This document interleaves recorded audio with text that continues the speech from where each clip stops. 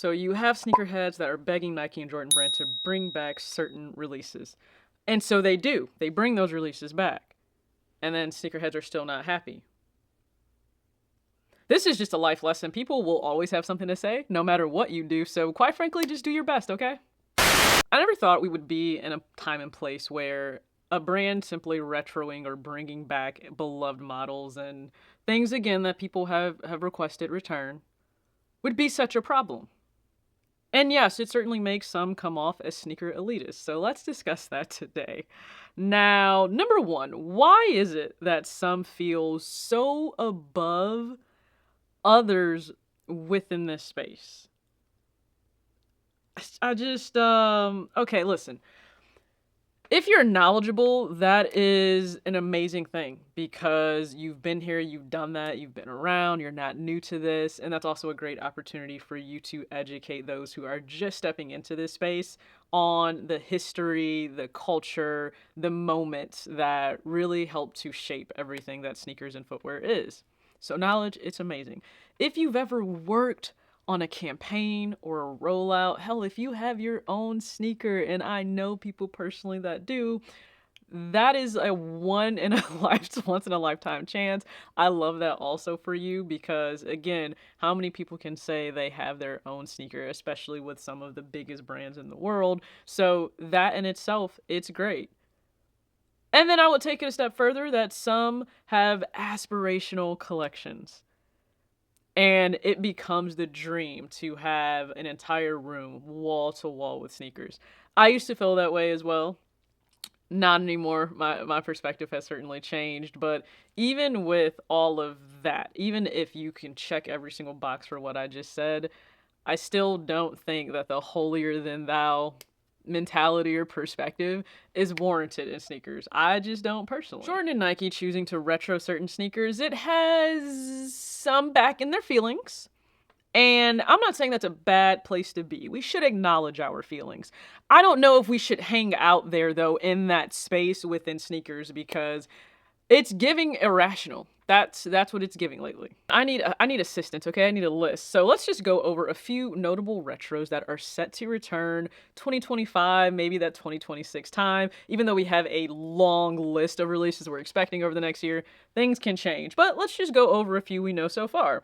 White Cement 4, Flu Game 12, if that will come back, I don't know. News changes every other day. The 85 Bread 1. I have other thoughts on that. The Black Cat 3, the Bread 11 Low, Grape 5s, Metallic 5s, Wu-Tang Dunks, and the Undefeated 4s. So specifically, when I'm speaking on people really getting in their feelings about things returning, it's geared more towards those last two I listed. The Wu-Tang Dunks and the Undefeated 4s. So just to add some context there. Now, in my opinion, will all of these releases sell out across the board? I don't necessarily think so. Not that that's a bad thing, because so many pairs that people have begged and begged to retro and return, they've done just that, but they haven't necessarily sold out. Again, I don't personally have a problem with this, but others do.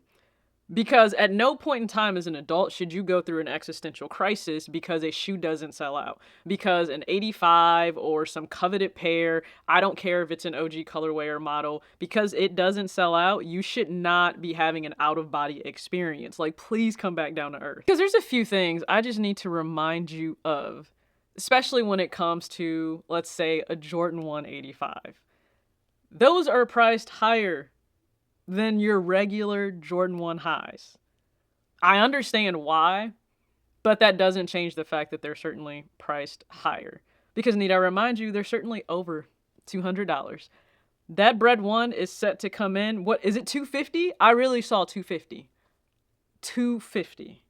That's like a whole separate video that may happen because the Bread 1 used to be a pair I held as like the holy ultimate grail within footwear, and I think it's changed now. But let me just run down because I need to remind you of a few things, a few pairs that you said were non-negotiables, were must-haves, were don't sleep. Let me just run this down in recent months, okay? Okay? Keep up if you can. Jordan 1 Low Shadow, Jordan 4 Bread Reimagined, Jordan 4 Military Blue, the Jordan 3 Nina Chanel Abney, the Air Jordan 1 Low Travis Scott. Another one. Oh, and also the Jordan 3 J Balvin. All of those. Do you recall that you all said you shouldn't sleep and they were must-haves and there's no way that you could pass, and you guys like deemed 3 or 4 of them sneaker of the year? Yeah, I just rattled off about $1,000. I'm just saying. And then in the same breath, a lot of you will complain about the cost of gas, the cost of eggs, and extracurricular things that you are putting your children through, and yet still keeping up with said behavior. Let's talk about the elephant in the room, because this won't be discussed a whole lot, but it's real in people's feelings towards retros returning. You now won't be one of the precious few to own some of these coveted pairs. That StockX price for the shoe you own, that, I don't know, builds this self-esteem up within you based on what pairs are in your closet, it's gonna dissipate a little, right? As the StockX price for that shoe goes down, it almost feels like people's value or how they think they're perceived within sneakers may also go down. You don't see how shallow that is? Like, the middle of the pool, it's not that deep. I would encourage you to just swim a little further out. Because there is no way that the exclusivity of you owning a certain pair of shoes should feel threatened because other people will now have the opportunity to own said shoes. There's just no way. Just because they're opening the vault, your self-esteem is now going to be affected, because that's how it seems when people are so in their feelings about pairs returning. Second, Jordan Brand will continue to do this. Do you know why? Because everyone continues to buy the actual pairs that they retro. You can, like, the formula is working. Now, not for everyone, because some people have completely stepped away from shoes. They've stepped away from just buying the same retro over and over and over again. They realize it does not make sense for them personally to have another red, black, and white sneaker. I get it and I respect it. All of it. But for a lot of you, you'll continue to buy the retro whenever it comes out. It doesn't matter. The 80s and 90s were their bread and butter, so that's what they stick to. Outside of like those early 2000s with the 16, the 17, and the 18, really just...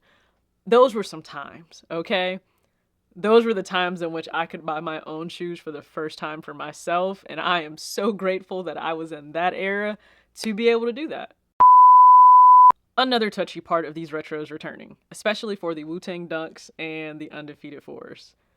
Those were special moments in time, right? They occurred around specific things within the culture, which will never be recreated, and I agree with that.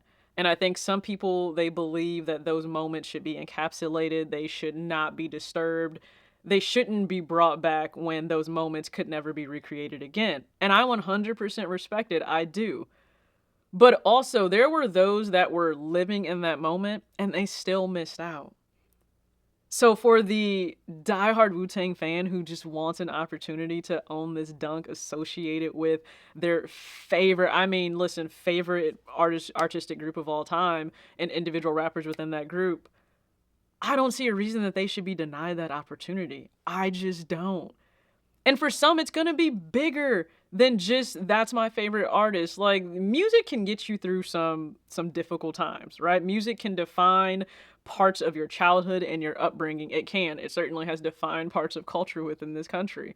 So for you to have the opportunity as a fan to get those in your collection, I 100% support it. I want that for you. No, the moment won't be recreated, but I want that for you. Now, another part of this, let's remove the name of one of these. Just drop the Undefeated 4, but remove the name. I don't think it carries the same weight. It absolutely doesn't. This is just in my opinion. You can comment your thoughts below. I don't think it carries the same weight if the Undefeated name is not behind it. Clearly, a name association is special. That's why the Wu-Tang Dunk is special with their name attached to it. But just based on the colorway, that 4 is likely not selling out. I love the aesthetic of it. You guys know me. I love an olive green. But I don't think it's selling out the way that people have treated it in the past. And I think that's a part of the perspective that just needs to be brought into the picture. My last point, I also want Nike to understand this does not fix the glaring issue in front of them, in which they're not connecting with the current generation, the younger demographic. They're not connecting with Gen Z.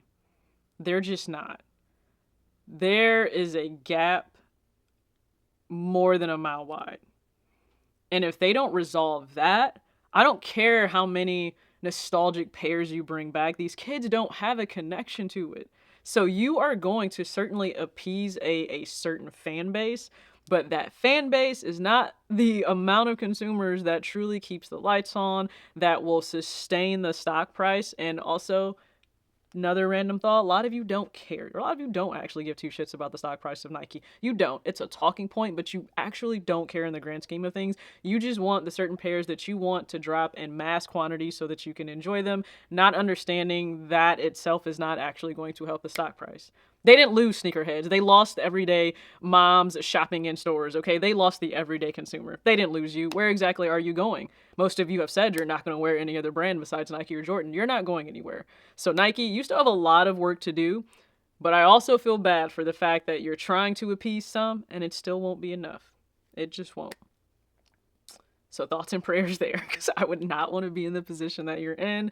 But this is just some of my thoughts in relation to some of the sneaker elitism I feel that is present right now. Again, I see both sides of it. The cultural moments will never be replicated. They won't. But we have our own in this time. This generation has their own. Older generations have theirs. But if this is really about people being able to enjoy the things that they love, why does that bother you so much if people are given that opportunity? How does it affect you? Truthfully. So have that conversation with yourself. Hopefully it's a good one. Again, this could be a hot take. You may not like this video. You may also not like, another recent video on why 45 pairs of sneakers a month just is not normal. It's not. We've adopted that in sneaker culture, but it's certainly far from normal. So please be sure to check out that video. Leave your comments on that as well as in this video. As always, act your age, not your shoe size. Peace.